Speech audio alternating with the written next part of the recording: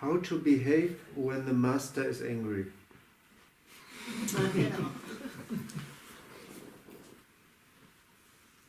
Who's putting this question? Sorry. Who is the author of this question? It's not here. Oh, it's not here.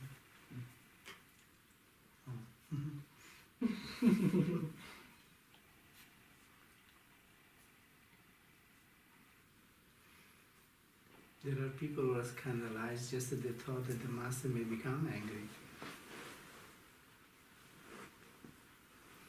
I mean, they believe that the master shouldn't be angry.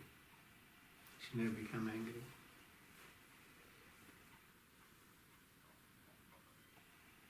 But I've seen Sanjay becoming angry. I've seen Master Kripal becoming angry. So I know that masters become angry when the right situation arises.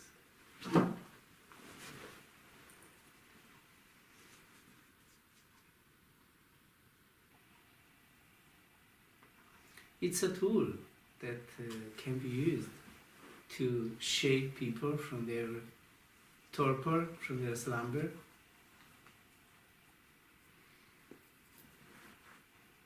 And masters use any tool which works.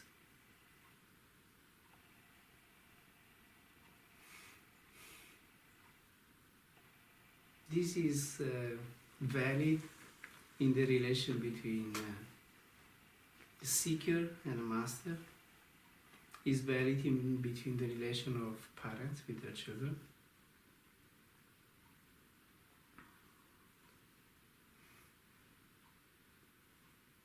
To be always, how to say,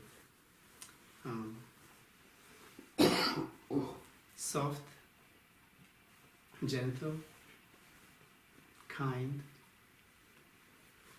Unfortunately, it doesn't work.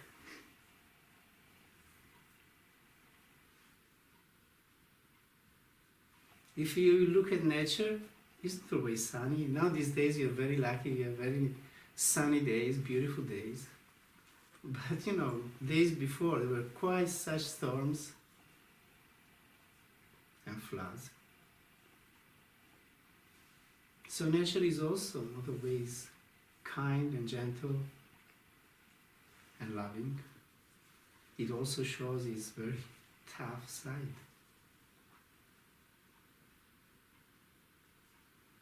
And maybe it's a matter of causes and effects. It's a matter of actions and reactions. Also, nature is very much modified by the behavior of the people that live on this planet. Of course, nature has its own course, has its own, let's say, development. So it goes through many changes, which are caused by many, many factors. But nowadays there is very much this awareness that we people are really polluting and spoiling the planet with our lifestyle, with what we do. So nature also reacts according to our actions.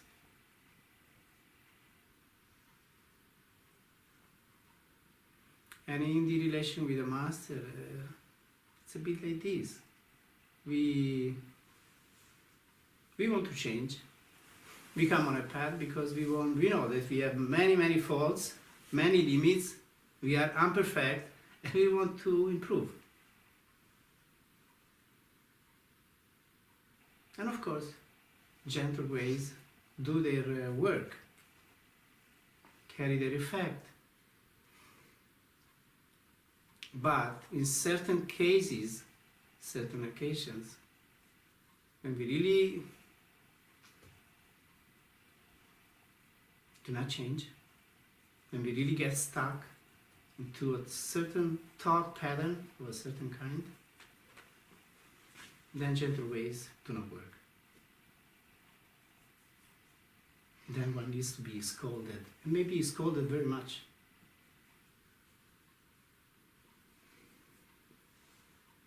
But of course our ego doesn't like it. you feel hurt, feel offended. Why is the master behaving like this with me? Why our parents behave like this with us when we are kids?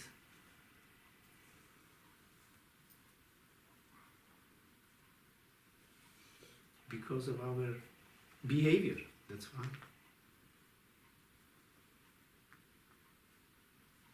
So I had a long relation with Sanji, 20 years, and I was cooperating with him closely enough. I organized a number of programs here for him, for many, many people. And in this kind of dealing, means when you are closely cooperating with a master, then there come occasions in which you need to be scolded. Because maybe you don't follow really what the master would like you to do, but what your ego would like you to do, or wants you to do.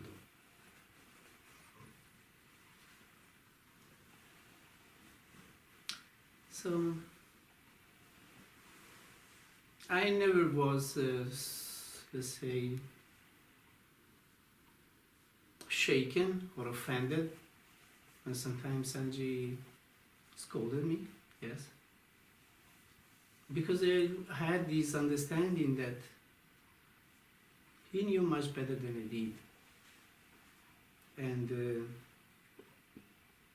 whatever he did with me, it was appropriate. That was my attitude in relating to him.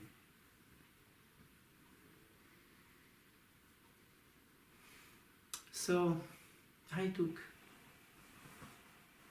whatever happened, and I try to work with it, try to understand the reasons why, and I try to modify my attitude so that I could be always pleasing to him. This was my main concern in this relation, to be liked by him, yes. And I can say that this special side of the master-disciple relationship, should be this, that you really care about his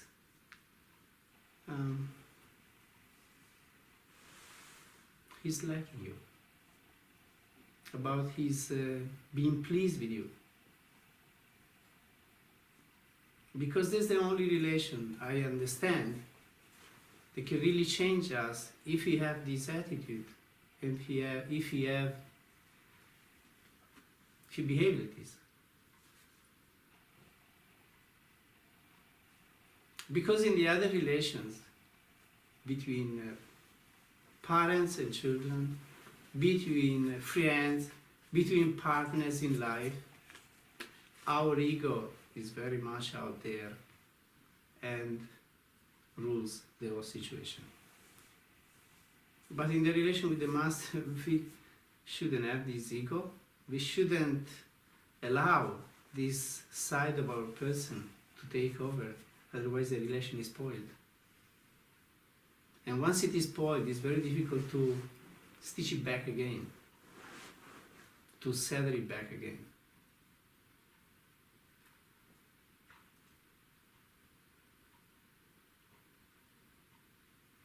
So if we care about this kind of relation, then we should be very careful, as they say, about what, at least when we are close to that person, about how we think, how we talk, and what we do. This should be always in our everyday life. But I understand that for most of us it's very difficult to do it always. But at least, as I said before when I was talking about the meditation, at least those few days that we spend with the Master, we should be able to behave properly in a way that he is pleased.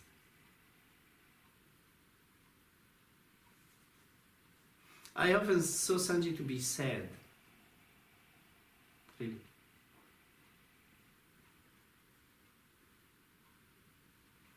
And he was sad because all these people that were going to him, nobody really cared about his teachings. or very few did really care. Maybe in words and showing out, related to the other satsangis, we show out that we love the Master, we care about his teachings, this and that. But in reality we don't. Because if, by the way, the Master comes to the point of scolding us for some reason, of being tough with us, then we get so hurt, so offended.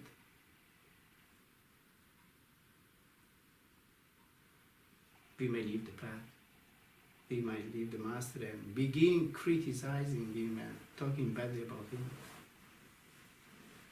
I've seen so much of this. During the time of Sanji, I've seen it with myself. I've seen it during the time of Master Kripa. Although I did not spend much time with it, but it was enough, almost 2 years.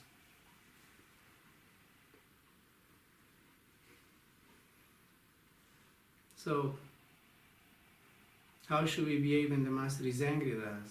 We should ask ourselves why we made him angry, why we made him upset. Try to find within ourselves the answer to this. And correct our behavior so that he might be pleased, he might be happy and not angry or upset.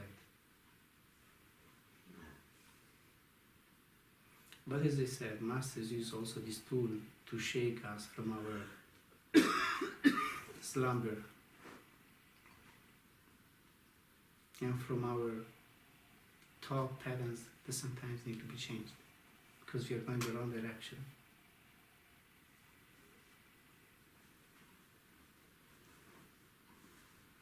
So if you're able to keep this humble attitude in relating with the Master, well and good for us. If you're not, bad for us.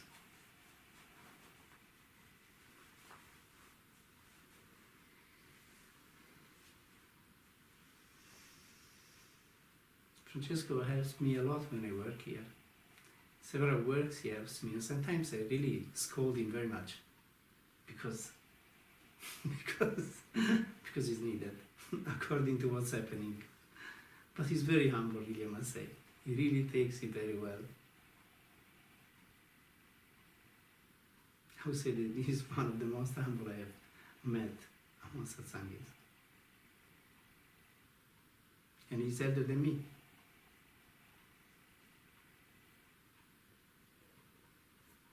I'm sure if I did the same with some others, it would be different.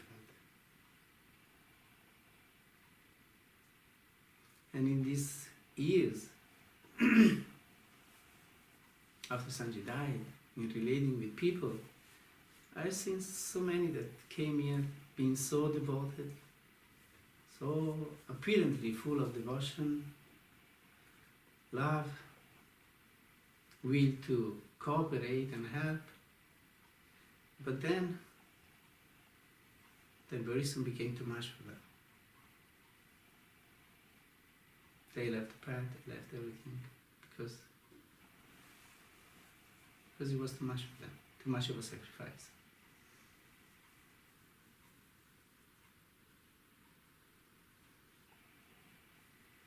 So that's how it goes, unfortunately. Very difficult to find a person who is really so dedicated, so humble, obedient, cooperative. Very difficult. And in this kind of dealing, relation, there might be occasions in which the Master may become angry, yes, why not? But it's a different kind of anger. People get angry and they get mad at it and they can't get rid of it. Master forgets very easily. He might get angry and the next half an hour he can be smiling and forgetting everything about what happened.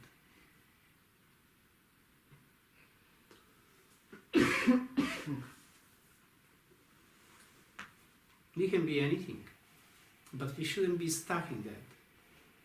Things do happen. But then we forget about them, we keep going. We shouldn't get stuck in any of the happenings and making them such a big something. Everything just comes and goes. Just keep going.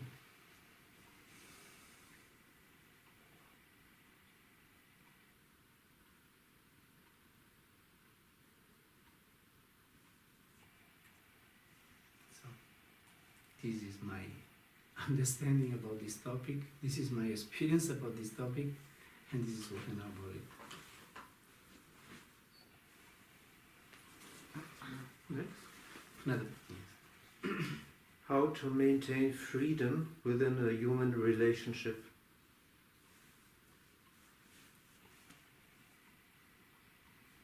Well, there are many kinds of human relationships. It depends what kind of relationship it is. We can say how to maintain freedom in a human relationship. What kind of a relationship is this? Is it friendship? Is it again parents-children?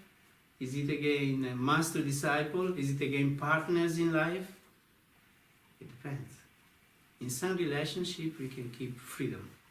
Anybody can say whatever he wants, she wants. Anybody can do whatever he wants, she wants.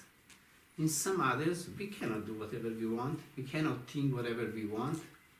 We cannot say whatever we want. It depends what the relationship it is. How true it is, how deep it is, how involving it is. In certain relationship, we can keep this freedom. I go my way, you go your way, you think the way you like, I think the way I like, I do what I want, you do what you want. But if in a partnership there is this kind of relation, then this is not going to work, or it's worth nothing to my eyes and to my understanding. In a partnership there must be cooperation. Try to do the same things. I find it crazy when two come together and spend a lifetime together, and for tiny things, this ego thing, I like this, you like that, let me be free to do what I want, to eat what I want, to do what I want. I go with my friends, you go with your friends. What kind of relationship is this?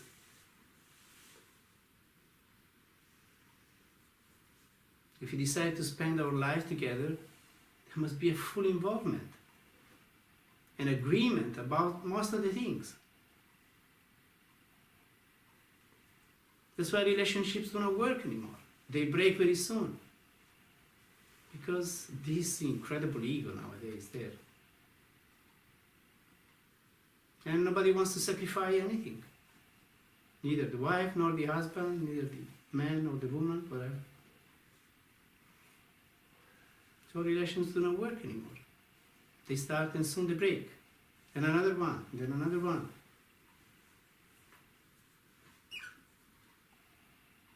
Sanjay used to say, for a relationship between two partners to work, there should be at least 50% or more of agreement about the main topics of life.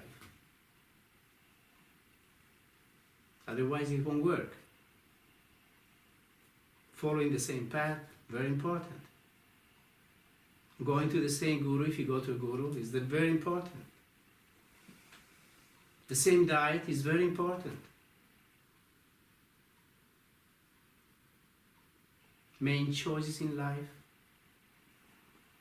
lifestyle, liking more or less the same things. It's very important. If I like this and you like that all the time, then how's it going to work?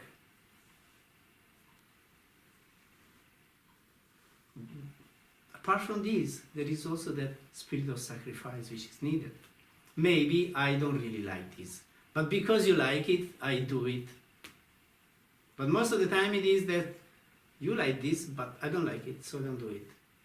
You go your way, you do what you want, I do what I want. How is it going to work like this? For some time. Very soon it will crumble down.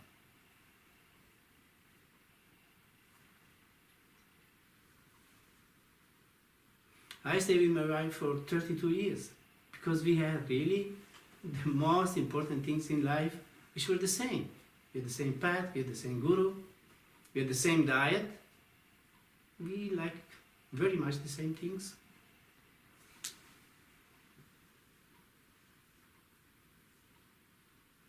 So it worked.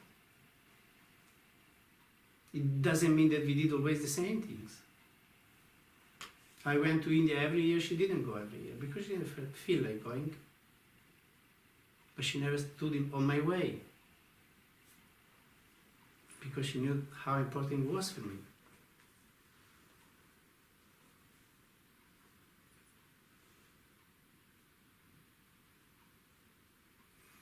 And there was very much this period of sacrifice also. I helped her a lot really because she had health issues in her life of some kind.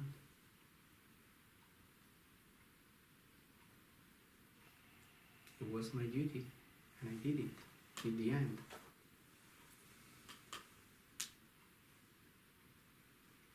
So that's how I understand the relationship should be between partners. Then other relationships, friendships and this and that can be different. But they're also, it lasts if you have things in common. If you don't have things in common, even friendships do not last.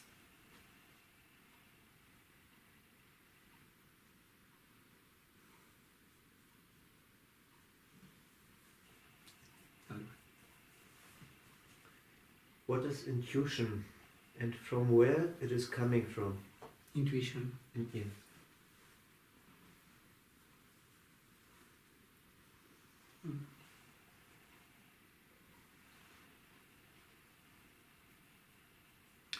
Well, it can be a mental faculty, intuition. Or can be a spiritual faculty. Sometimes we separate what is mental and what is spiritual. Sometimes they may go together. So, like, say, surat or attention is a faculty of the soul, it's not a faculty of the mind.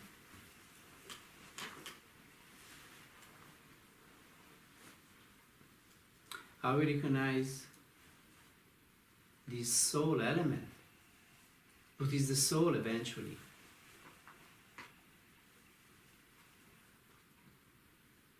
How we distinguish it from mind?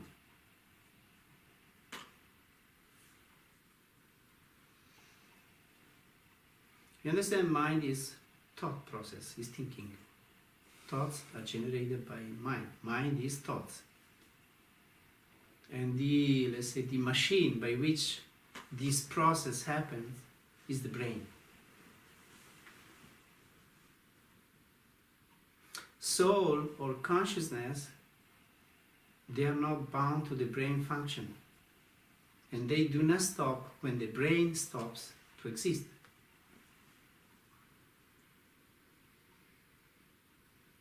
Therefore, attention also. So, consciousness is not a byproduct of the brain.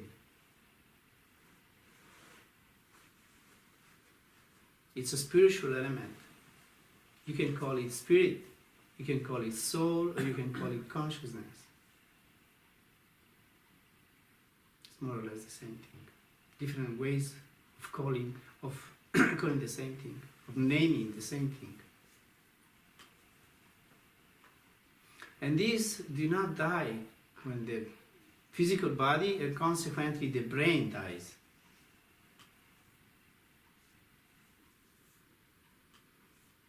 But also the thoughts do not die with the death of the brain.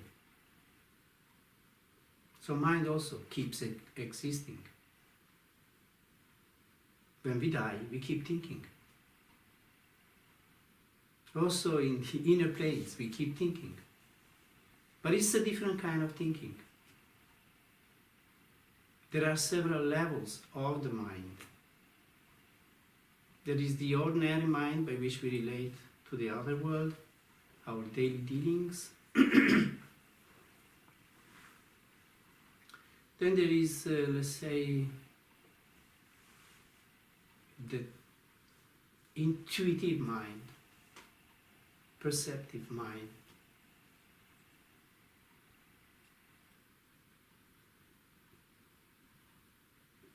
And there is even higher mind, mind of enlightenment, of revelation.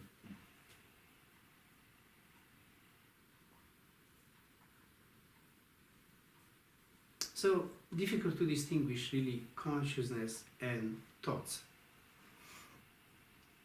And neither the thoughts nor the consciousness dies with the death of the brain. But they become of a different kind. Even the thoughts become of a very deep, intuitive kind. Thoughts of perception, the enlightened thoughts, the enlightened consciousness. So intuition comes from the deeper layers of the mind. Or they come when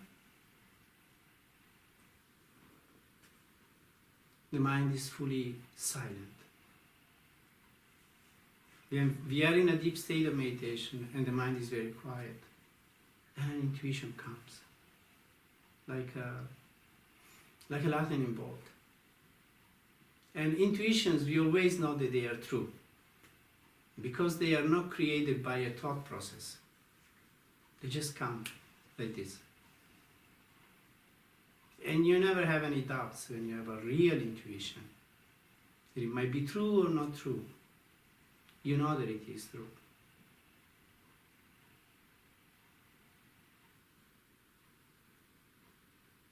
So we can say that intuition comes from a higher level of consciousness or from a higher level of mind.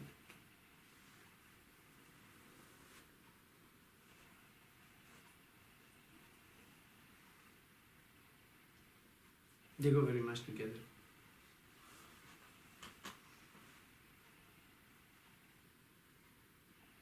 But this thinking, when we go so high, is not the same as this thinking that we have here on this physical consciousness. It's very profound, it's very deep, and understands many things that with this rational mind we cannot understand. But we can understand with the mind of intuition, of revelation, the enlightened mind.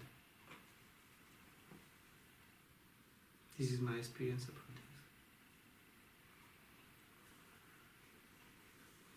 And there are two Italian ones I cannot read.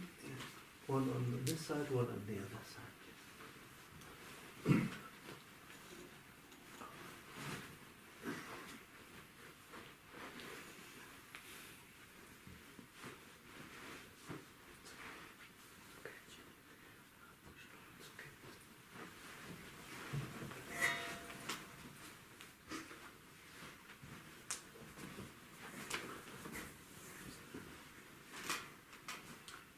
Come possiamo spiegare che non siamo mai nati, cioè ci siamo sempre stati e quindi non potremo morire?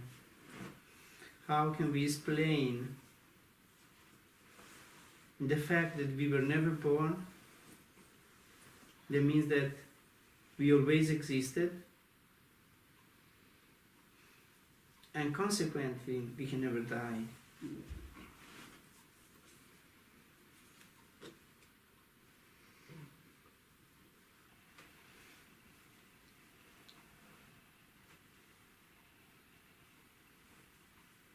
I think very few people can say I was never born, I never died.